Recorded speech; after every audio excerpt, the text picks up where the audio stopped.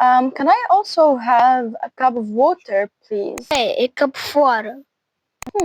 هما مش بينطقوا التي ولا ايه؟ لو لسه بتنطقوا التي والدي زي ما هما فانتوا كده بتضيعوا عليكم واحدة من أهم أسرار النطق الأمريكي. في الإنجليش في صوت اسمه الفلاب ساوند. الفلاب ساوند ده بقى هو إننا بدل ما بننطق التي والدي بنطق كامل بننطق صوت خفيف سريع كده زي كأنه ضغطة واحدة من اللسان على سقف البق. وبيحصل اغلب الوقت لما التي والدي بيجوا بين حرفين متحركين. معلومة مهمة ان الامريكان دايما بيميلوا لانهم بيخففوا الصوت عكس البريتش اكسنت. فمثلا في البريتش اكسنت بينطقوا water water بتبقى مضخمة عكس الامريكان اكسنت بيقولها water water.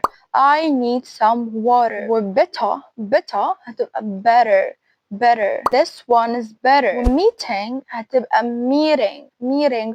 We have a meeting tomorrow. Pretty هتبقى pretty. You are pretty good at this. نفس الشيء ينطبق على كلمة زي city هتبقى city.